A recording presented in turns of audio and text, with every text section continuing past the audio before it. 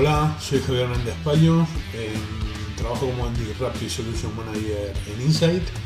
Ahí os he dejado mi LinkedIn y mi Twitter para que podáis contactar cuando queráis. Y gracias a la organización por permitirme hablar de ética en la inteligencia artificial. Por lo cual, si os parece, vamos a ello, ¿vale? Recordar siempre que estamos aquí gracias a unos sponsors que hacen que estos eventos sean posibles, por lo cual imposible estar emitiendo o estar aquí sin la colaboración de esta gente, así que muchas gracias. Una de las cosas importantes a mencionar antes de avanzar con esta sesión es que esta sesión es meramente divulgativa. En ningún momento intento emitir un juicio de valor o una opinión tanto personal como profesional sobre cada caso. Nos dejamos esas opiniones para otros ámbitos, otros entornos y otros debates, pero esto debe ser considerado como una divulgación de información y que cada uno saque sus propias conclusiones, no siendo mi intención en ningún momento condicionar o sesgar la conclusión a la que pueda llegar cada uno. Gracias en ese aspecto. Bueno, la primera cuestión que nos trae aquí, o la primera pregunta que nos podríamos hacer es ¿por qué esto de ética en la inteligencia artificial? ¿Por qué necesito considerar temas éticos en la inteligencia artificial? Pues podría haber muchas respuestas a este tema, pero hay algunas cosas que todos estamos observando o todos podríamos pensar que son un poco las que he intentado resumir aquí. Cada vez la inteligencia artificial se está volviendo más popular, cada vez tiene más usos o la encontramos en más sitios, y a medida que crece su popularidad y su cantidad de aplicaciones, vemos que tenemos menos información sobre qué está realizando esa inteligencia artificial y menos transparencia. Con esto quiero decir de que no sabemos muchas veces para qué se está aplicando esa inteligencia artificial o cómo se está aplicando esa inteligencia artificial, por lo cual no solo podríamos encontrar problemas de menos información, sino que tampoco tengo para qué, no tengo claro para qué la estás utilizando y cuál es el objetivo de esta utilización. Vamos a definir algunas líneas de actuación en materia de ética. Mi idea con estas líneas de actuación es, os he traído ejemplos de cómo cada una de estas líneas impactan en el mercado, impactan en mis algoritmos de inteligencia artificial e impactan en la forma en que los usuarios perciben mi inteligencia artificial. Estas líneas se resumen en seis grandes grupos. La primera de ellas es equidad. Otra cosa de la que vamos a hablar es de la confiabilidad y la seguridad de nuestros algoritmos, modelos y sistemas de inteligencia artificial. Otra cosa que deberíamos tener en cuenta cuando escribimos inteligencia artificial es la privacidad de la información. Ya veremos que todos los fabricantes se están preocupando por la inclusión. Ahora vamos a ver cuál es la diferencia entre equidad e inclusión. Y dos puntos finales que no por eso son menos importantes, que son la transparencia en la inteligencia artificial y la responsabilidad sobre esta información.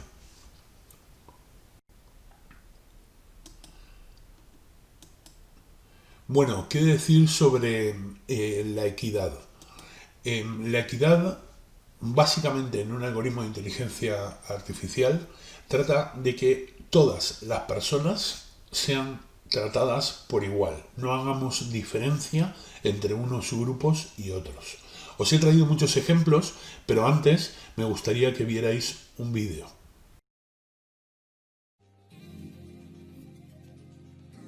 So right now, we do live in a society that is unfair and biased in many different ways. And I think the whole point of focusing on fairness in AI systems is to make sure that the systems that we develop and we deploy reduce unfairness in our society rather than keep things at the same level or even make it worse. And for me, that's really the goal.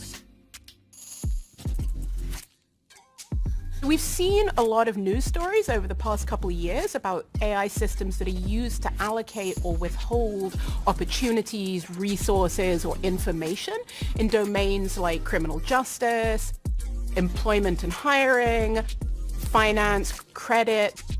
AI systems can reinforce existing societal stereotypes. Another example would be cultural denigration. We also have over and under representation.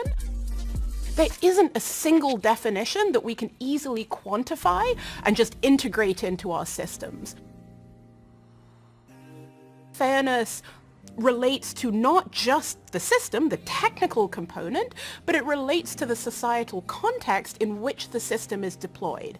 And that means that fairness in the context of AI systems is a fundamentally socio-technical challenge. This means that we've got to have a greater diversity of people developing and deploying AI systems. And what we see is that the assumptions and decisions made by teams at every stage of the AI development and deployment lifecycle can introduce biases. And that's why this is such an important topic. This isn't something that we can just sort of delegate to one or two people and call it quits and move on. No, this is something that everybody has to be thinking about really actively.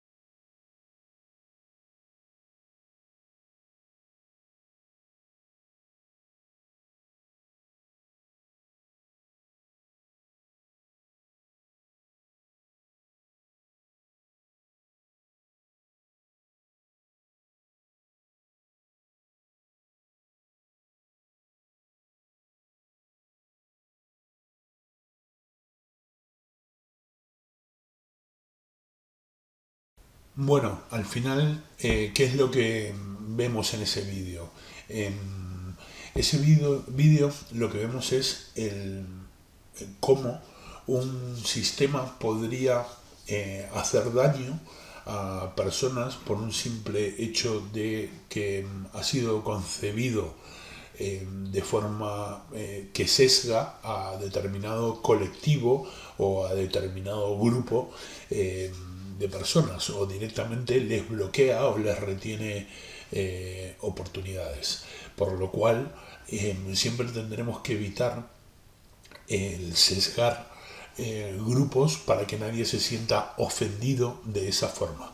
Hay otra cosa importante, que es que el equipo que implementa la inteligencia artificial sea un equipo multidisciplinar. Cuando digo multidisciplinar, no solo nos dedicamos a hablar de las profesiones de esas personas, las cuales no es una mala idea juntar varias profesiones en ese equipo por los distintos puntos de vista que podrían tener, sino incluir personas obviamente de determinados sexos, razas, etnias, religiones, y de esa forma obtener un grupo más variado en lo que es los puntos de vista sobre los cuales debería basarse nuestra inteligencia artificial.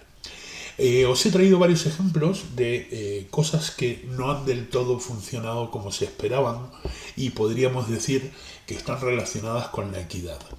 Una de ellas es un bot que hizo Microsoft hace unos años que se llamaba Tai. Era Microsoft Tai.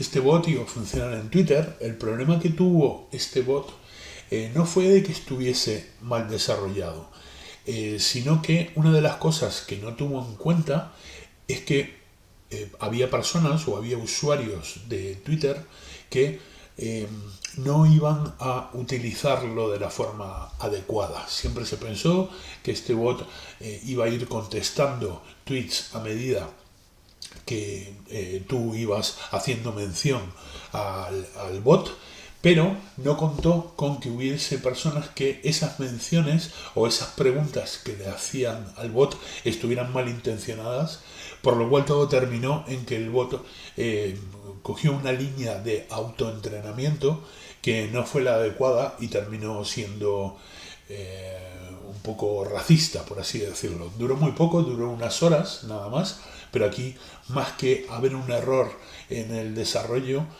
sí hubo un error en no tener en cuenta que no siempre las personas iban a utilizarlo o utilizar esta inteligencia artificial de la forma para la que había sido pensada, sino que dijeron, oye, a ver, vamos a probarlo y ver hasta dónde llega con maldad, por así decirlo, por lo cual sí se puede considerar un fallo porque no fue considerada la opción maldad por parte de los usuarios.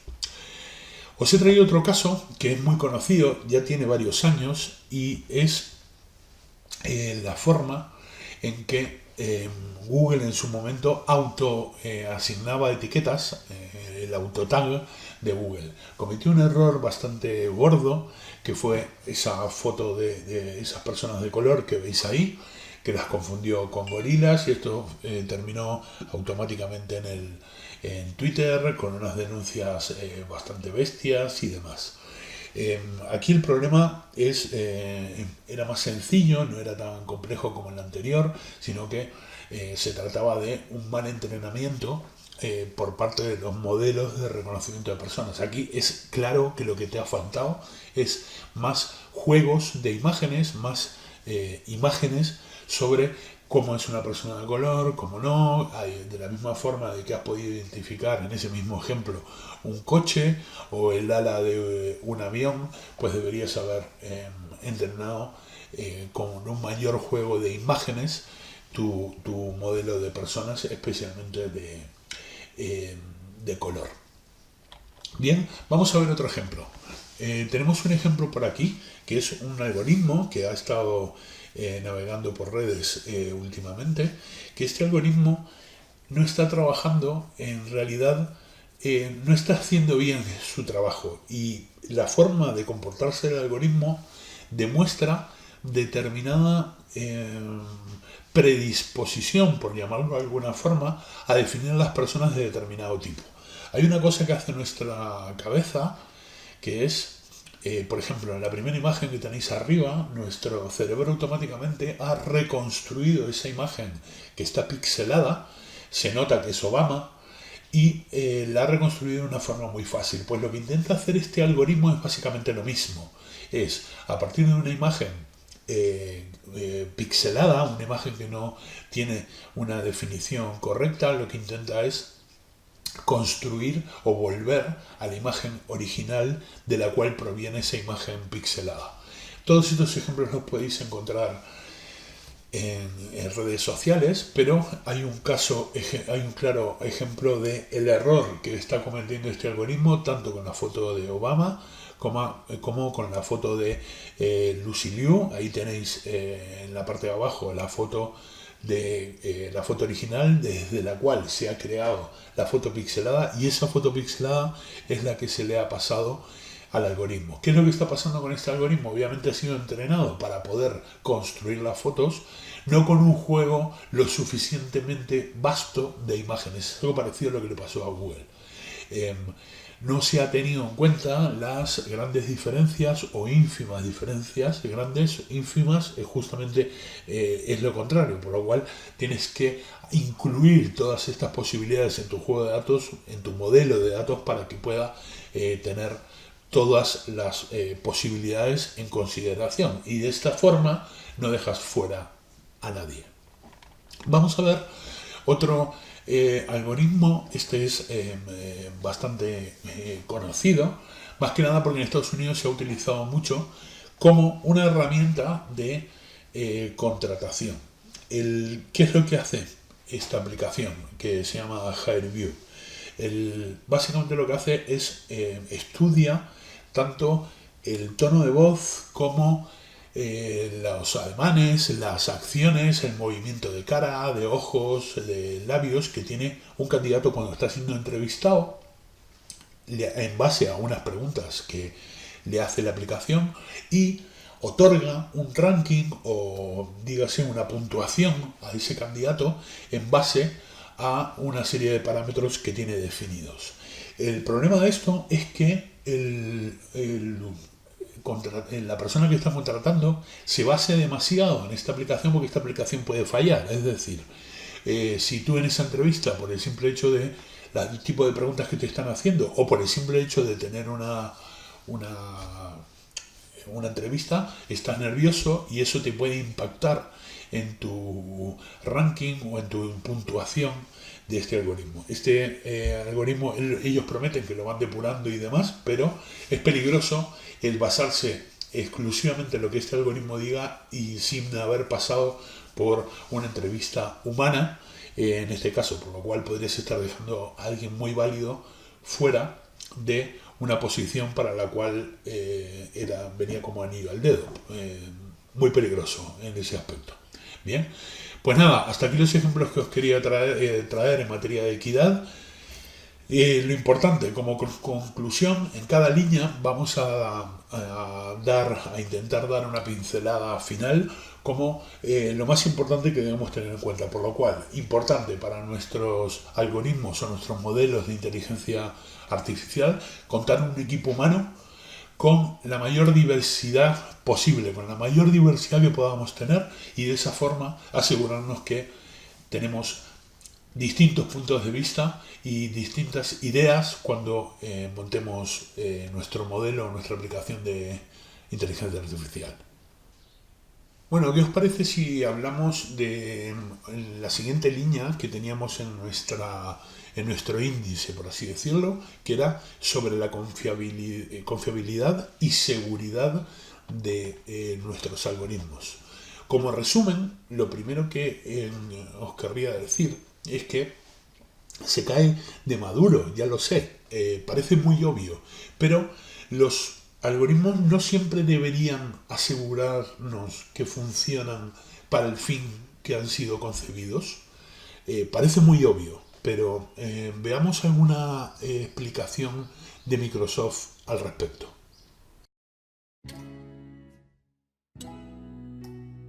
Reliability and safety is a concern for every AI system we develop. We need to make sure that the systems we are developing are consistent with the design ideas we have and working in a way that it is consistent with our values and principles. And this requires that our systems, our models, are not creating harm in the world. And if there are situations where they may be making mistakes, we actually push products out there with quantified and well understood risks and harms in a way that we actually share that with our users. This is kind of the guiding principle we have with respect to reliability and safety, and it is really a concept that applies to every AI product we have in the company. When we think about safety, the first examples that come to mind are self-driving cars. But it's not even limited to those physical systems, physical agents. We actually worry about harm to human lives when a machine learning model is making predictions about people's health.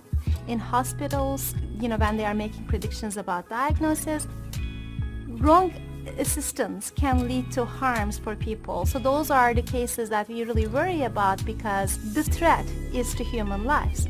But this doesn't mean that this issue is only for those physical systems. Reliability is a big concern, and small mistakes may pile up when a system gets used many times across large group of people, and that's why it is a concern for everything that we build.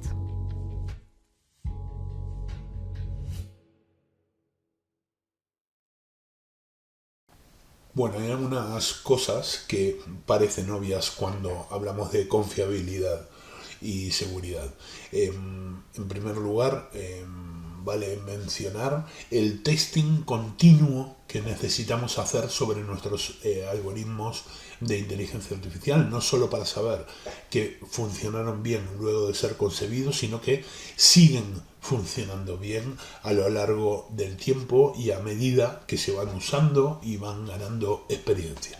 Otra cosa es el expertise sobre esos algoritmos. Es muy importante contar con el personal necesario para saber de qué es lo que estamos hablando y cómo nuestros algoritmos funcionan. Al mismo tiempo que recogemos cuál es la experiencia de uso sobre esos algoritmos. Al igual que en otros casos, os he traído ejemplos de cosas que al día de hoy podéis encontrar en la web. Uno de los que os quería hablar es cómo funcionaba el auto image crop de Twitter. La idea del image crop es un objetivo muy noble, que es mostrar o centrar en una imagen, centrar la parte importante de una imagen para cuando aparece la previsualización del tweet. Está claro que la imagen se va a mostrar completa cuando el usuario entre en ese tweet, pero cuando lo estás viendo en tu timeline, en tu feed, el image crop, la intención era hacer una previsualización de una parte importante de esa imagen. El problema con eso es que automáticamente, que es la imagen que tenéis arriba y a la derecha, el problema con eso es que no siempre funciona bien. O qué pasa si, por ejemplo, en la imagen de arriba, la zona seleccionada de la imagen deja fuera otras personas que se podrían sentir ofendidas. Es un problema lo del image crop. Lo mismo pasa con el ejemplo que tenéis abajo, que dependiendo del fondo de pantalla que tuviese, el fondo de la imagen que tuviese esa persona, le estaba eliminando la cabeza simplemente por el color que tenía. Twitter ya ha dicho cómo soluciona esto, y va a ser que el usuario pueda seleccionar él mismo cómo quiere hacer el crop de la imagen y no hacerlo de forma automática. Es una forma por la cual el algoritmo mejora en base a la experiencia de los usuarios, por más que, claro, se le han tirado todos encima con esta clase de ejemplos. Hay otra cosa, y está muy en boga al día de hoy, los sistemas de conducción inteligente, los sistemas automáticos de conducción. Sabemos que estos sistemas utilizan una serie de algoritmos para calcular distancias, cuando hay un peatón, cómo procesar los cientos de imágenes o señales de tráfico que puedan estar encontrando, pero también estamos viendo muchos accidentes en base a... Bueno, no es que estemos viendo muchos accidentes, es que se publicita más los resultados negativos que los resultados positivos. Hay muchísimos más resultados positivos que negativos, pero lo que sale a la luz normalmente es cuando esa inteligencia artificial ha fallado, y especialmente cuando ese fallo implica daño o incluso la vida de personas. Por lo cual aquí es muy importante el testing constante. Y otra clase de cosas que es muy difícil de llevar a la inteligencia artificial, que es la imagen que tenéis arriba. Imaginaros cómo procesar esa línea continua desde un punto de vista de inteligencia artificial, cuando tú estarás entrenando tu modelo y dirás, oye, tengo que conducir el coche para siempre evitar la línea continua. ¿Y qué pasa en el caso de arriba? Es un caso clarísimo de cómo podrías volver loca a tu inteligencia artificial, y cualquier decisión que tomase al respecto sería errónea desde un punto de vista de algoritmia. Desde un punto de vista de cómo funciona el cerebro humano, sabemos que en este caso lo importante no sería pisar o no la línea, sino que sería llegar al objetivo, que es salir de ese círculo, por ejemplo, donde está el coche de la imagen de arriba, aplicando otra serie de decisiones. Con respecto a decisiones, también os he traído un ejemplo de, oye, ¿qué pasa cuando los algoritmos trabajan para un punto de vista médico? O sea, lo que intentan tomar es una decisión médica. Yo he repetido mucho esta idea, y es, oye, no te olvides que esto es un sistema de inteligencia artificial, el cual es un apoyo para el médico, es una herramienta para el médico. En el momento en que la herramienta para el médico la conviertes en una herramienta de toma de decisiones, es cuando puede surgir un problema si esa decisión es incorrecta. Yo creo que si esta decisión es incorrecta, pero la persona que está decidiendo es un médico, él podrá evaluar, porque para eso es médico, para eso ha estudiado, si esa decisión es correcta o incorrecta. No deja de ser una herramienta de apoyo, no una herramienta de decisión en lo que respecta a algo tan importante como la salud humana. Pues hasta aquí los ejemplos que os quería traer.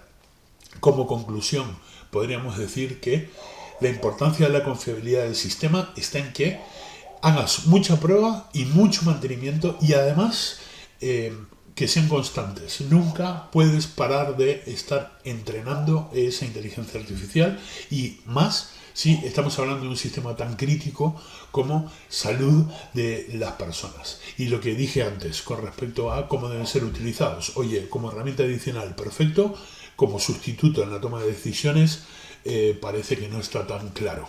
Que sea bueno y factible es, pero que sea bueno no lo tenemos tan claro, especialmente cuando suceden los fallos que hemos visto. Hablemos de otra línea de actuación muy importante, como es la privacidad. ¿Qué es lo que nos importa en los algoritmos de inteligencia artificial? Nos importa la misma transparencia. No está esto relacionado con la línea de transparencia que ya hablaremos, sino que respetemos desde este punto de vista la privacidad del usuario, y siempre que utilicemos los datos con su consentimiento. En línea con lo que ya hemos visto, veamos qué es lo que dice Microsoft al respecto. Privacy is a fundamental right, and Microsoft has a long-standing commitment to privacy and security in the systems and products that we build. With AI and machine learning, we add new complexity to those systems and an increased reliance on using data to develop those systems, to train the systems. That increasing reliability on data adds new requirements for keeping the system secure. For example, we're using more data. We need to ensure the protection of that data, that it's not leaked or disclosed.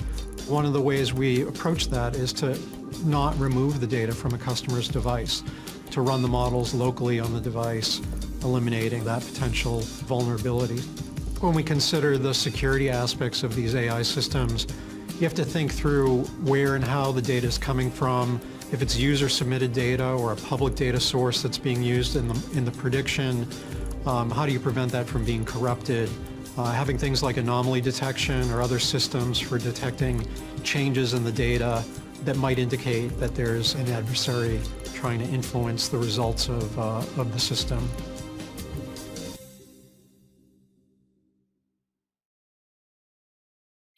Bueno, como habéis visto, lo que nos dice Microsoft, hay varias líneas a respetar. En primer lugar, que asegures el origen de esa información. Es decir, los modelos de data, la data que estás utilizando para entrenar tu modelo, ¿De dónde viene? ¿Te has asegurado que ese origen es correcto, es legal? ¿Esa información se ha obtenido con consentimiento del usuario? Otra de las cosas que podemos encontrar es que ya tenemos herramientas para saber cuándo esa información parece no provenir de un origen fiable. Y en línea con lo anterior, vamos a ver algunos ejemplos. Creo que todos hemos conocido el uso del gran problema que hubo en la campaña anterior de elecciones en Estados Unidos con Donald Trump y una encuesta que se lanzó a través de Facebook y demás. ¿Cuál ha sido el problema aquí? El problema es que no estaba claro para qué se iba a utilizar la información de esa encuesta a posteriori, cuando en realidad tenía un fin, en este caso de campaña política. Eso no estaba claro, por lo cual el uso de esa información es transparente, respeta la privacidad, siempre y cuando el usuario hubiera dado esa información con el consentimiento de que va a ser utilizado en determinada cosa. Pero si se ha obtenido la información diciendo que se iba a utilizar para una cosa y luego se ha utilizado para otra, pues mal vamos. Os he traído otro ejemplo de privacidad. Esto parece que tuviese más que ver con seguridad, pero depende cómo lo orientes. En realidad, recordáis los ataques que tuvimos con respecto a WannaCry, de cómo impactó en distintos sistemas, tanto en España como en el resto del mundo, y podríamos decir, oye, esto es algo que tiene que ver con la seguridad. Sí, pero en esa seguridad está comprometida los datos de usuario y hay sistemas de inteligencia artificial justamente para estar constantemente evolucionando esa seguridad, por lo cual algo ha pasado que no han funcionado bien y ha permitido la contaminación y la extracción de muchos datos de usuarios en muchas empresas, en muchos países del planeta. Siempre, con respecto a esto, no sé qué nos hace pensar que estamos a salvo siempre de recibir phishing, de que lo tenemos controlado y totalmente controlado, porque si fuese así, esto no sería tan noticia cada vez que sucede, y sucede mucho más frecuentemente de lo que uno se piensa. Y si pensáis que no es así, mirar este vídeo que os traigo ahora. Más que vídeo, es una página en vivo que cualquiera de vosotros puede consultar. Las tenéis aquí.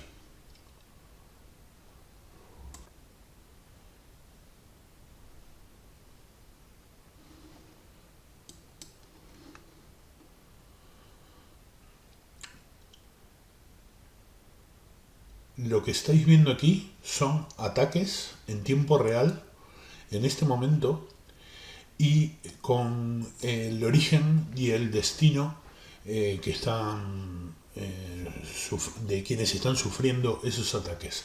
Además, una de las cosas que nos da este mapa interactivo nos dice qué tipo de ataque se esté realizando. Si es si es spam, si es una búsqueda de vulnerabilidades, etcétera, etcétera.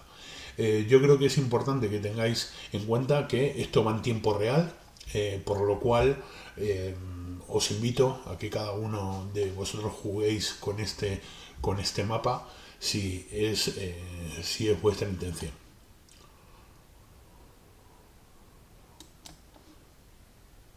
Volviendo con lo que comentábamos, es otro de los puntos importantes, y sabemos que tenemos herramientas en Microsoft que nos ayudan a esto, es, oye, podríamos buscar indicios de si los datos que estoy manejando son fraudulentos o no.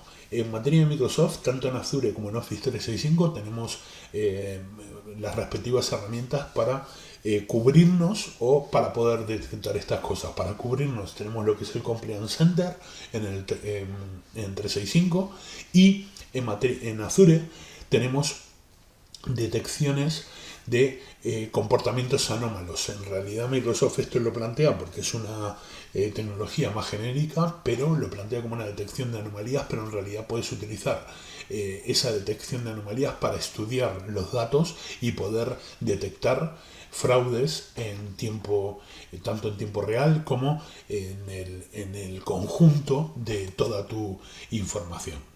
Bueno, la gran pregunta que me quería hacer ahora es, oye, ¿todo es válido para preservar la seguridad? ¿Puedo hacer cualquier cosa con, entre comillas, la excusa de querer preservar la seguridad? Pues os dejo lanzada la pregunta y os he traído un vídeo, a ver qué os parece. Improving lives, increasing connectivity across the world. That's the great promise offered by data-driven technology. Stop killing our children! Stop killing our children! But in China, it also promises greater state control and abuse of power. Stop killing innocent people! Stop killing innocent people!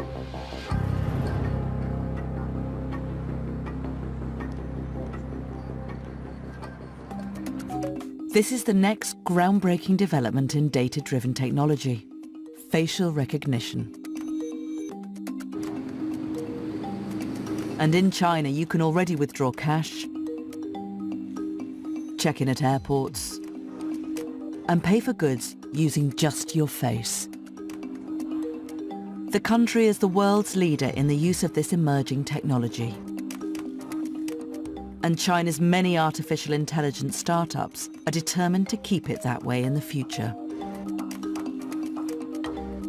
Companies like Yitu,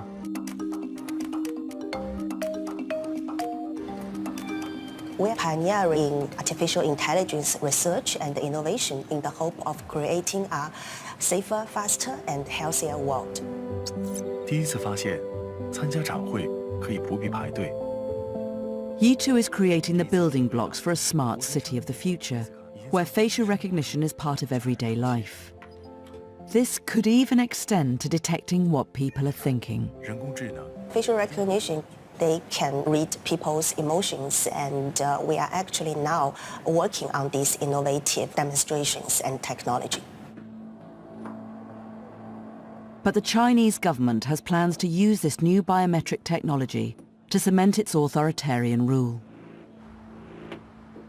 The country has ambitious plans to develop a vast national surveillance system based on facial recognition. It'll be used to monitor its 1.4 billion citizens in unprecedented ways.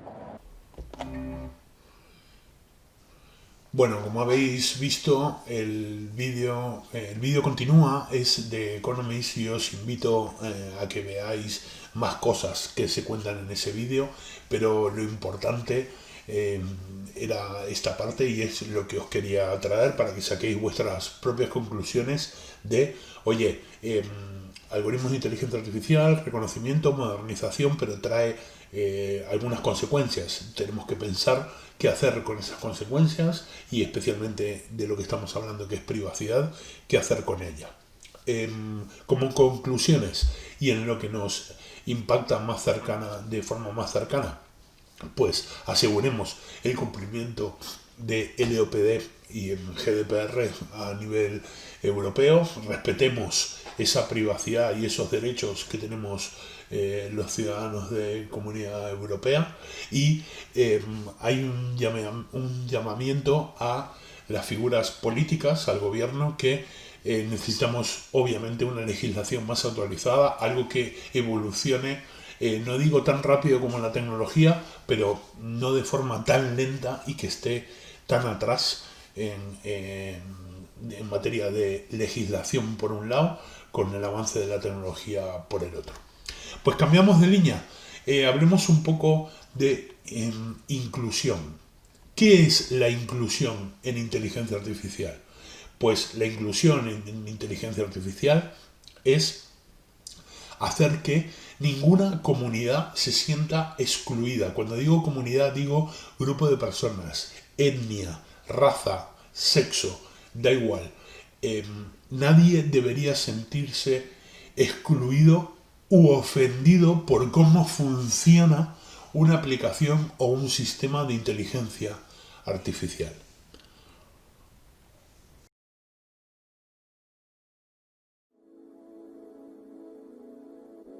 If we think about what we're really trying to achieve, we want to make sure that we as Microsoft empower and engage the communities around the world, making sure that no one is left out, making sure that we are intentionally inclusive and intentionally diverse with the approaches that we take towards AI. We want to make sure that that full spectrum of communities are covered. And if we truly think about how we can design for the 3%, we can then solve for the 97% at the same time. We want to make sure that experiences like Seeing AI, speech-to-text translation out of PowerPoint, and other technological examples that we have that we're building upon, including the Microsoft accessibility standards, represent just an example of the extensive toolkits that we have here to ensure everyone truly designs for an inclusive AI future. As a woman of trans and non-binary experience, and also being Latinx as part of the underrepresented minority community, ensuring that these future experiences are truly representative of the underserved minority communities, we need to make sure that they're involved both in the earliest concepts and feature design and planning, but making sure that they're part of our testing, that we are also building with, side by side, individuals to make sure that we are not taking an ableist perspective for the population we intend to serve.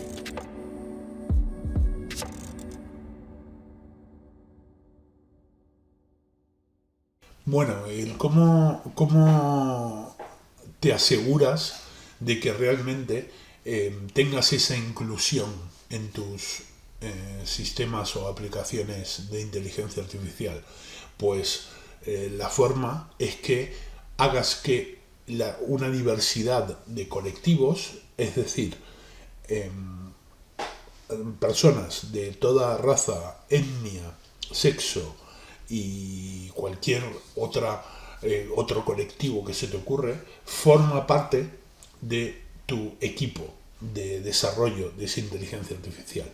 Os he traído ejemplos, al igual que en las líneas anteriores, ejemplos de esta inclusión. Por ejemplo, hay una cosa que hace muy poco ha incluido Google en su Translate, en su traductor, que es, ahí tenéis un pequeño pantallazo, que es el uso, especialmente para el idioma español, sobre el uso de la parte femenina o la parte masculina, es decir, el sexo de las palabras, por así decirlo, la especificación de género, por así decirlo, lo cual es un buen avance en ese aspecto. Lo podéis probar vosotros mismos. Otro de los ejemplos que también os he traído, aquí tenéis varios ejemplos a la misma vez, y es cuidado cuando discriminemos, en este caso por raza, en un algoritmo de inteligencia artificial. El hecho de que distintas personas obviamente pertenezcan a distintas razas no implica que nuestro algoritmo de inteligencia artificial los trate a todos por igual, porque por temas físicos, orgánicos y demás no tienen por qué ser exactamente iguales, por lo cual ahí tenéis un ejemplo de una noticia de Wired donde un algoritmo que no había sido entrenado con los pacientes de raza negra excluía o bloqueaba la posibilidad de hacer determinados trasplantes porque el comportamiento de determinados temas médicos no son iguales en un organismo de una persona de raza negra o de otra raza. El ejemplo de abajo es otro ejemplo de discriminación por raza, en el cual también estaba un poco explicado en el vídeo que hemos visto en la línea anterior, pero yo creo que nunca un algoritmo debería discriminar por raza, o si lo que estás haciendo es reconocimiento de personas, que ese reconocimiento muestre lo que está mostrando ese ejemplo, que diga una etnia minoritaria, en vez de decir persona u otra cosa. En el momento que el reconocimiento hace eso o taguea, cataloga a una persona como esto, creo que se ha pasado de lo que tenía por objetivo. Hay otro ejemplo por aquí, y es un servicio que se intentaba obtener el sexo de una persona a través de su nombre. Otra vez hemos encontrado en este caso un ejemplo de inteligencia artificial mal entrenada, por el simple hecho que es lo que os he pintado ahí en verde y en amarillo. El servicio que se llama Genderify, se llamaba, porque creo que ya no está disponible, marcaba a Megan Smith como una mujer, pero al doctor Megan Smith como un hombre. La diferencia entre uno y otro es simplemente que has puesto doctor delante, por lo cual creo que aquí hay un problema de mal entrenamiento del algoritmo. Y otra cosa, ¿podremos saber la orientación sexual de una persona a través de una foto?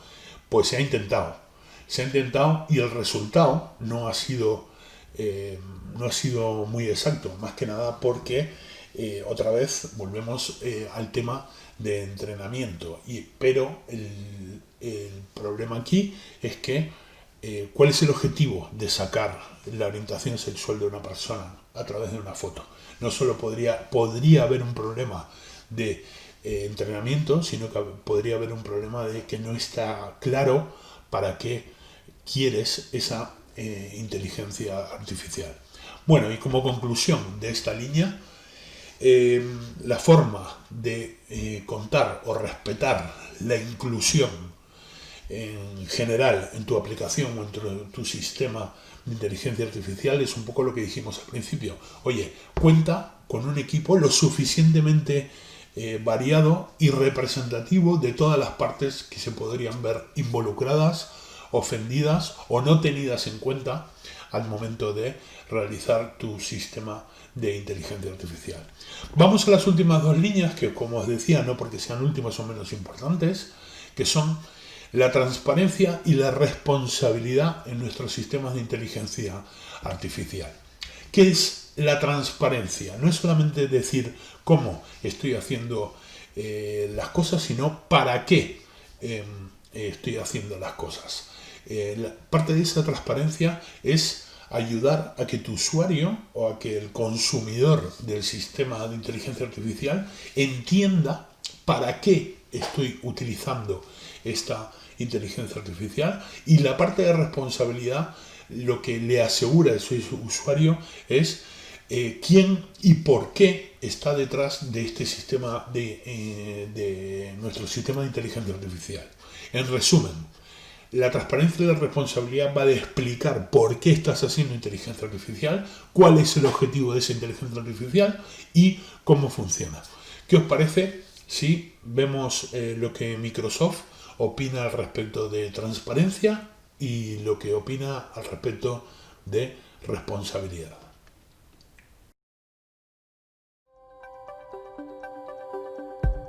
Transparency and intelligibility can help us achieve a really diverse range of goals. So things from mitigating unfairness in machine learning systems to helping developers debug their AI systems to gaining more trust from our users. There are two sides to transparency. In part, transparency means that the people who create AI systems should be open about how and why they're using AI, and also open about the limitations of their systems. Transparency also means that people should be able to understand the behavior of AI systems. This is what you often hear referred to as interpretability or intelligibility.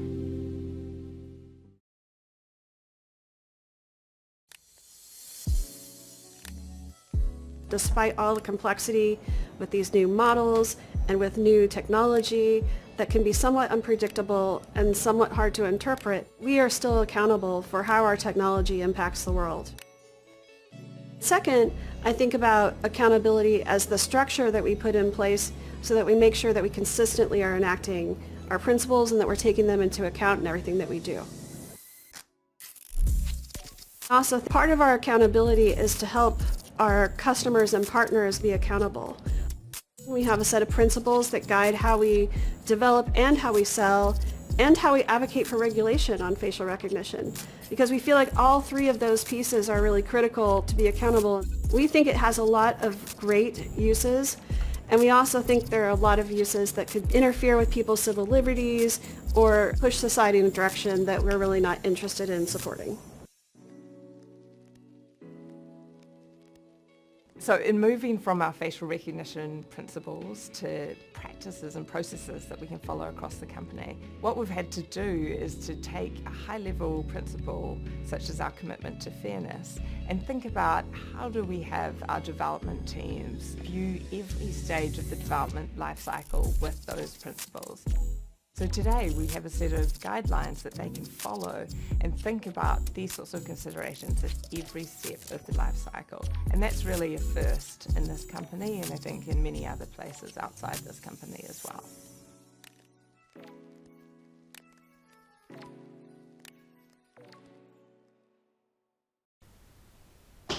Bueno, como resultado de los dos vídeos que hemos visto, podríamos resumir que la forma de ser transparente en tu sistema de inteligencia artificial es asegurar que tú entiendes para qué estás utilizando esa inteligencia artificial, pero transmites ese entendimiento hacia los demás, sean el resto de tu equipo, el resto de tus usuarios, el resto de tus clientes y demás. Es decir, explicas por qué y cómo estás aplicando esa inteligencia artificial.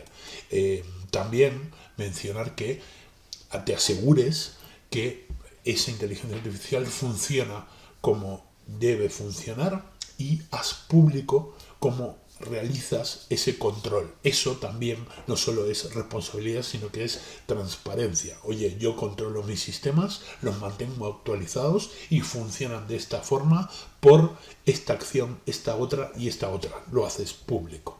Bien. Bueno, ejemplos. ¿Qué ejemplos os he traído? Pues hay un ejemplo bastante conocido que es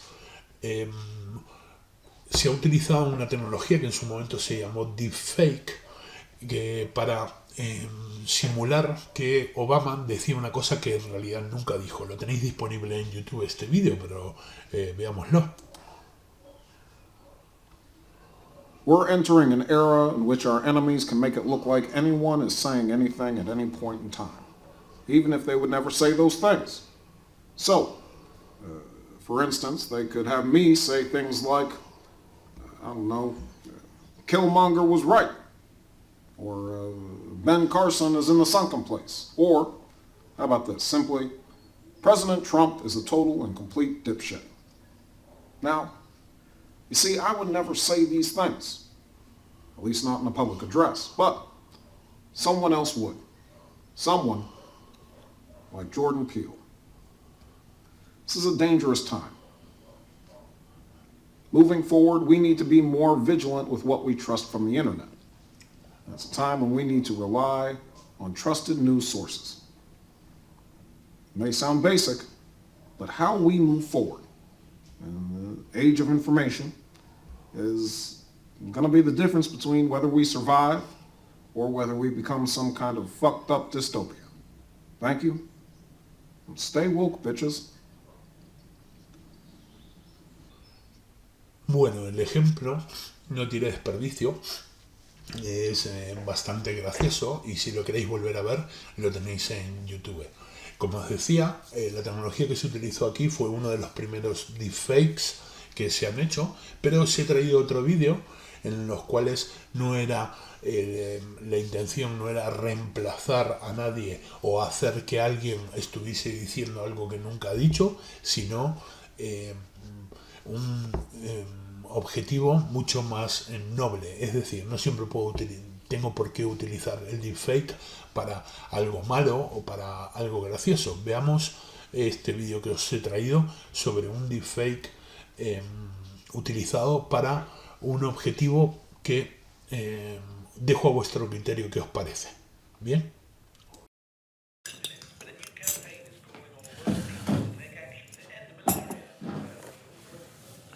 Malaria isn't just any disease. It's the deadliest disease there's ever been. Se dice que ha matado más de la mitad de la población que ha existido. بليون مليون تاع مريض وما زالت تقتل طفلا كل دقيقتين.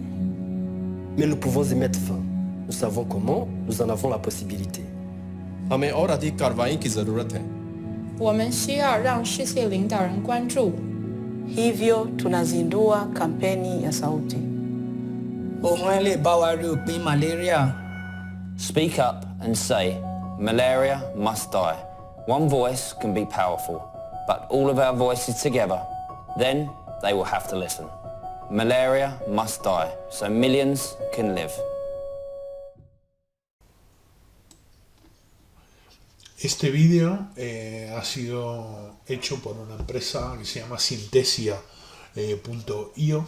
Tenéis la dirección ahí debajo, y el objetivo era reemplazar fonemas, caras, movimiento de boca, movimiento de labios, etcétera, para que David Beckham pudiese hablar todos esos idiomas y que el mensaje llegase a más gente. Obviamente también lo tenéis disponible en YouTube. Una cosa más, y ya terminando con esta línea, es importante el tema de la transparencia con toda la información, con todo el ciclo de vida de nuestro sistema de inteligencia artificial. Os he traído algún ejemplo que tenéis por ahí del blog de Microsoft de cómo se ha evolucionado en lo que es el reconocimiento facial, cómo trabaja el algoritmo, cómo ha sido entrenado. Lo tenéis disponible en los blogs de Microsoft, pero tenemos otro ejemplo muchísimo más cercano de cómo ser transparente, y es por fin que el gobierno publicó el código de la aplicación COVID. Por más que parece que esa publicación no ha sido total, no ha sido completa, según lo que decía en este artículo que estáis viendo del País, hay una lectura buena, que por fin lo has publicado. Yo creo que el problema es lo que se ha tardado en publicarlo. Debería haberse publicado mucho antes si es que realmente hubiese una política de transparencia, pero esta actuación es un poco lo que decíamos hoy con respecto a la legislación, que siempre se va lento y no se ha pensado tal vez con detalle de lo importante que era abrir ese código para que otros técnicos y otros expertos fueran capaces de valorarlo y de decir, oye, esto está funcionando bien, o incluso aportar mejoras. Para terminar, algunas conclusiones que recojan o revisen un poco todas las líneas de actuación de ética en la inteligencia artificial sobre las que hemos hablado. Importante, consideremos la inclusión y la diversidad de personas y de ideologías en nuestro equipo de desarrollo, análisis, diseño, implementación de la inteligencia artificial. Es muy importante que aseguremos también la privacidad de esa información. No te olvides nunca de probar, y recordemos que estos sistemas normalmente son sistemas que están vivos, por lo cual probar y probar. Y lo mismo con volver a verificar y volver a verificar que tu sistema no solo está actualizado, sino que sigue respetando todas las normas anteriores y posteriores que estamos viendo. Importante por una cuestión de transparencia y de responsabilidad, que expliques por qué estás utilizando inteligencia artificial, cómo estás utilizando esa inteligencia artificial, cómo está funcionando y para qué la estás utilizando, cuál es el objetivo final de utilizar esa inteligencia artificial. Como últimas líneas, no olvides que si vas a utilizar información, data, que proviene de un sistema externo a los que tienes controlados. Asegúrate de que esa información es correcta y cómo ha sido obtenida, para de esa forma asegurarte que no vas a tener grandes dolores de cabeza. Nada más, hasta aquí esta sesión. Muchas gracias por haber asistido y nos vemos en la siguiente. Gracias por estar ahí.